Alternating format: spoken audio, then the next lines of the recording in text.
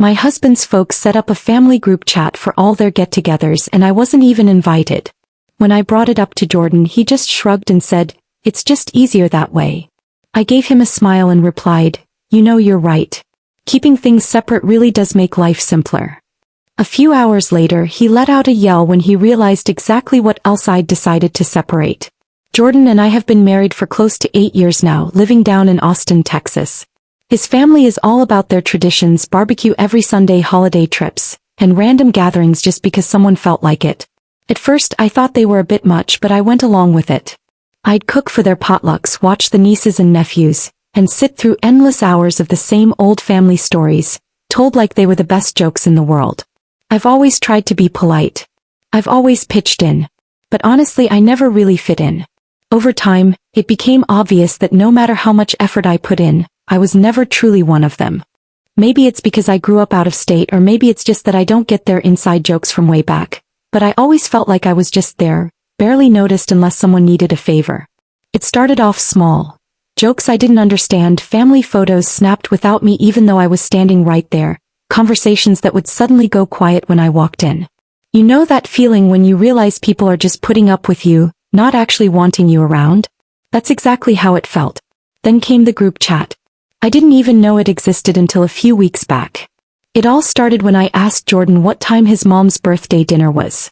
He glanced up from his phone and said, "Didn't you see the messages in the group chat?" I asked, "What group chat?" He froze for a second, then tried to play it off. "Oh, the family group chat. They made it a while ago. It's just easier that way." I stood there trying to keep my cool. "Easier for what exactly?" I pressed. He said, "You know, just to keep things organized. Less confusion. Too many people otherwise." But here's the thing. It wasn't too many people. It was everyone, the siblings, cousins, even the in-laws. Everyone except me. Not once was I included. So I asked, "So you're telling me I've been left out of every single family event for months and you're okay with that?" He replied, "It's not personal. That's just how it is."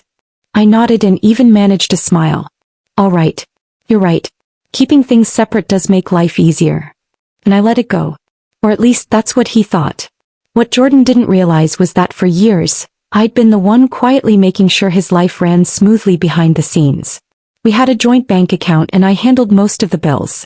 I scheduled repairs, ordered groceries, refilled his prescriptions, and even made sure his mom got flowers on Mother's Day because he always forgot. I cleaned up after him, big messes and small. And in that moment it hit me, I didn't have to do any of it. So, while he lounged on the couch that night, scrolling through his family-only group chat, I made a few changes. First, I split our bank accounts online, quick and painless. Everything that was mine went back under my name. Paychecks rerouted, savings tucked away. Then I canceled the grocery order, deleted the meal plans, and tossed out the to-do list. I logged out of our shared calendar. No more reminders for things like picking up the dry cleaning, booking oil changes, or paying the electric bill. All gone. Good luck, Jordan. While I was at it, I sent his mom a message letting her know very politely that I wouldn't be bringing my famous mac and cheese to the next family event, since, well, I wasn't part of the group. She didn't bother to reply. It didn't take Jordan long to notice. A few hours later, I heard him in the kitchen. "Where's the grocery delivery?" I just shrugged. "Oh, I figured since we're keeping things separate I'd stop handling that stuff. You've got it covered, right?" At first he thought I was joking.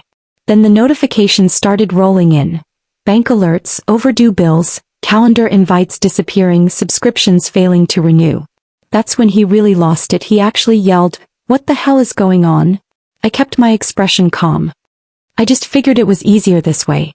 I mean, why should I be in charge of anything if I'm not even included? And honestly, this is just the start.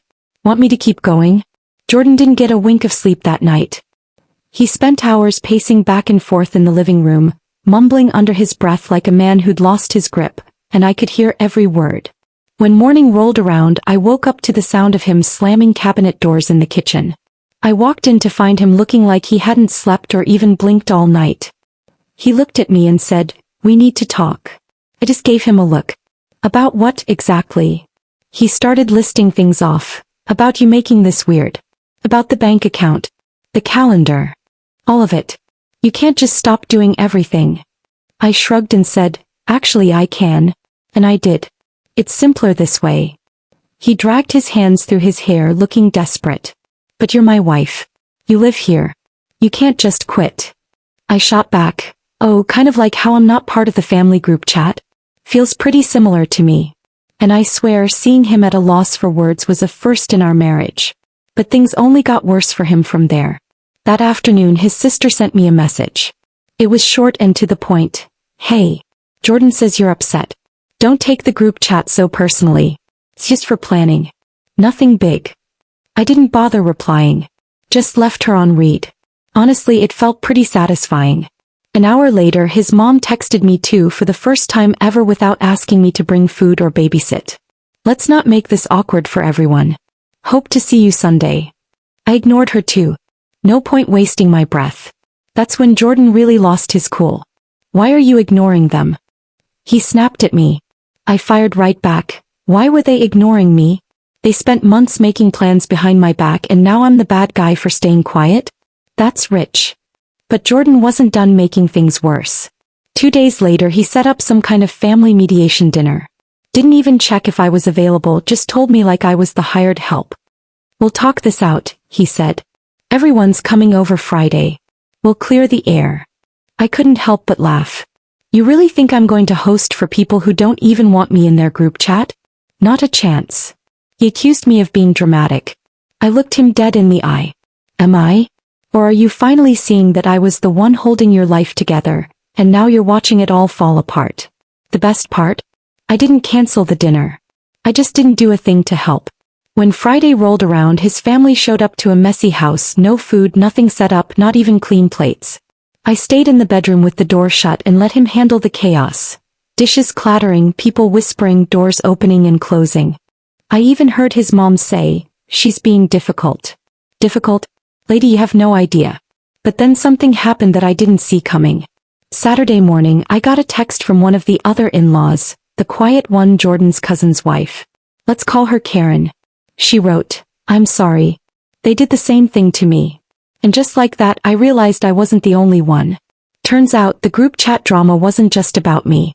They'd been slowly pushing out anyone they didn't see as real family, spouses, girlfriends, anyone who didn't share the last name by birth. Jordan's family had built this invisible wall to keep outsiders out. But Karen? She had proof, screenshots, messages where they talked about me, about her, about others, saying we were too sensitive, or not a good fit. I sat there reading those messages, my heart pounding. It wasn't just in my head. I hadn't been imagining it all these years. They really didn't want me around, they just wanted me to be useful. So Karen and I started plotting. Nothing dramatic, just something quiet. At the next family event we wouldn't cook, we wouldn't clean, we wouldn't host, we wouldn't bring a thing, and we wouldn't say a word. We'd show up, smile, sit down, and when people started asking why there wasn't enough food or why the place was a mess, we'd just say, oh, we figured it was easier this way. But Karen told me something even better. She said a few of the guys' brothers-in-law boyfriends had noticed the divide too. They were tired of pretending everything was fine. The next family gathering might look a little different. And Jordan? He has no clue what's coming. While he's busy freaking out about bills, groceries, and a dinner party gone sideways, I'm finally realizing I'm not alone. This isn't just my problem anymore, it's ours. And we're just getting started. Want me to keep going? So after Karen and I swapped stories, we started digging deeper. That's when things got interesting. Turns out, Karen had been saving receipts, years worth of group chat screenshots. Stuff I never would have believed if I hadn't seen it myself.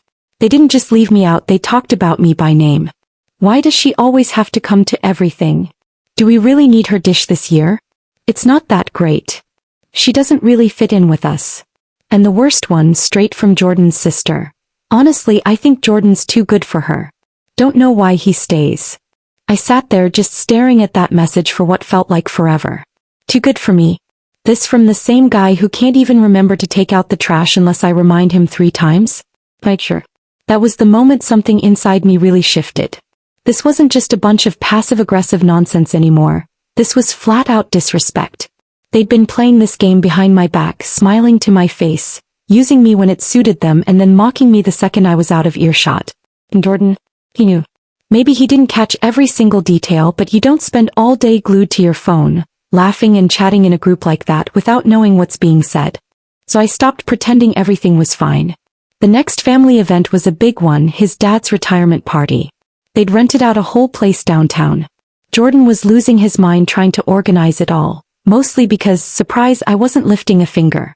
2 days before the party, Karen and I decided to make our move. We reached out to the caterer just to ask a couple of polite questions. Turns out the deposit hadn't gone through. Guess whose job it was to handle that? Guess who forgot? And guess who wasn't checking the reminders anymore because I'd stopped managing the calendar? You got it, Jordan. So the caterer canceled.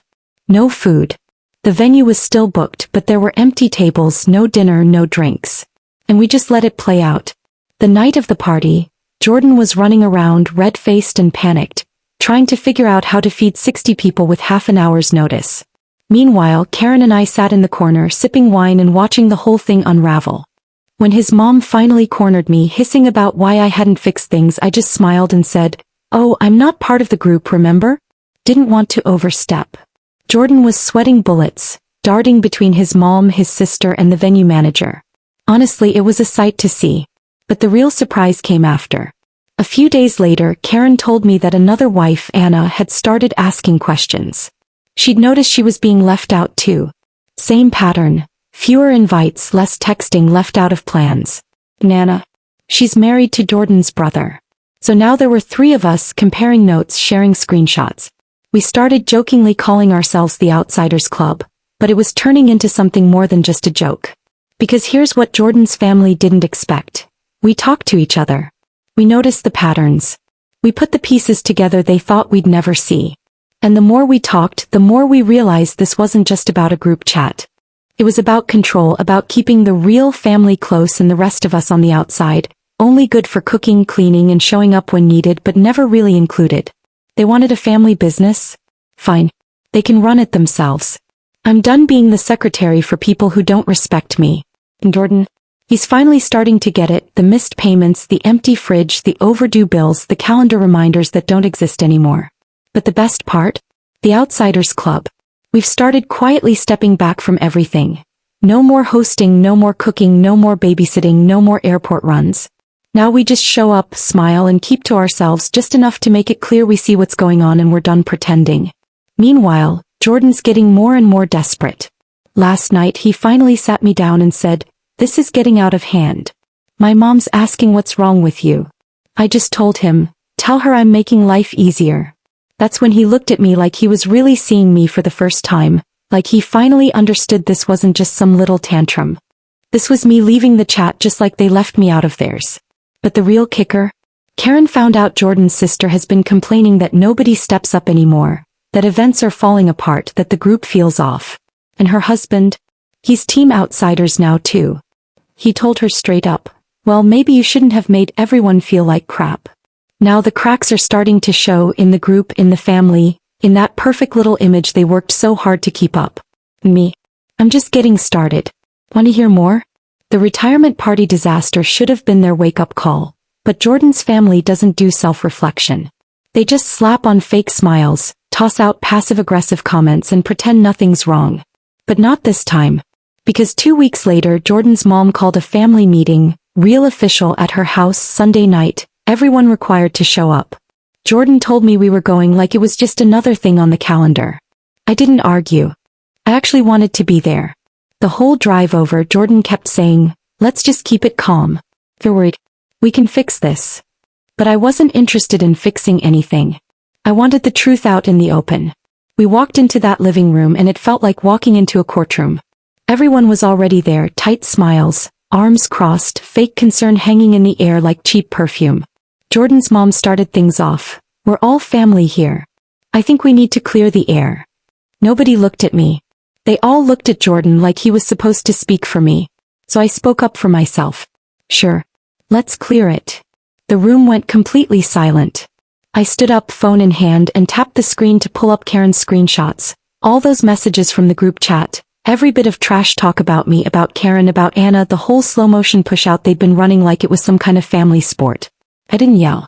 I didn't throw a fit. I just started reading them out loud, one after another, line by line. I watched the color drain from their faces. Jordan's sister looked like she'd seen a ghost, and his mom's jaw was clenched so tight I thought she might crack a tooth. blinking hard like she could wish it all away. Is this what family means to you? I asked. Talking about us like we're strangers? Laughing at us? Using us when it's convenient? Jordan just stared at the floor, not saying a word. Then Karen spoke up from across the room. I've been holding on to this for years. I thought maybe I was just being sensitive. Maybe I wasn't trying hard enough. Turns out I was just being left out on purpose. Anna nodded, arms crossed. Same here. That's when Jordan's sister lost it. Her voice went high and shaky, fake tears already starting. This isn't fair. You're attacking us. It's not even like that. We were just venting. Everybody vents. I tilted my head and said, venting is complaining that someone's late to dinner. Saying Jordan's too good for her. That's not venting. It's just mean. Jordan's mom jumped in next. All right, but you didn't have to bring this up in front of everyone. I looked her right in the eye. You said you wanted to clear the air. I'm just following the plan. Jordan finally spoke up. Can we all just calm down? That's when I actually laughed, couldn't help myself. Calm down. After all this. After being left out of the family I've bent over backwards to support? After being used and disrespected for years? No, I don't think I will. That was the breaking point. Jordan's brother stood up and said, actually I'm with them. I'm tired of how you treat anyone who marries in. We're only family when it suits you. Suddenly the whole room was coming apart, the perfect family act shattered. Jordan's sister started crying for real. His mom was pacing the floor. His dad just sat there rubbing his temples, looking like he regretted ever retiring. And Jordan? He looked completely lost, like he was finally seeing just how deep this went, how long he'd been letting it happen, how little he'd actually protected me. I didn't stick around for the rest. I grabbed my bag, turned to Jordan and said, I'm driving home alone. Take all the time you need to figure out where you stand. Then I walked out. Karen and Anna followed a few minutes later. No words, just tired looks and a little nod of understanding. Later that night Jordan came home. He didn't say anything at first, just sat on the edge of the bed like he was waiting for me to tell him to leave. Finally he whispered, I'm sorry. But honestly, sorry wasn't enough. I didn't know it was that bad, he said. I thought it was just easier if I didn't make waves. And that's when it really hit me. That was the problem all along. Jordan never stood up for me. He just kept the peace, made excuses, let me carry the weight so he wouldn't have to deal with the fallout. You let them treat me like I didn't belong, I told him. And you never stopped them. You kept me separate. He nodded, looking defeated. I know. I see it now. I don't know how to fix it. And for once I didn't rush in to make him feel better. Maybe you can't. Word got around, of course. The whole family heard about what happened and the group chat. People left, messages stopped, no more weekend invites, no more family updates, no more pretending. A few tried to reach out later, little apologies, half-hearted excuses. We didn't realize you felt that way. We didn't mean to be exclusive. You know how family is. But I didn't answer. I had nothing left to say. The strangest part? It's actually peaceful now. Quiet. Simple. Jordan's trying, I'll give him that. He's going to therapy, making his own dinner, keeping track of his own appointments, slowly realizing just how much I'd been doing behind the scenes while he just coasted. But me. I'm finally breathing for the first time in years. I'm not twisting myself up trying to fit in where I was never wanted. I'm not chasing approval from people who never planned to give it. I don't know what comes next.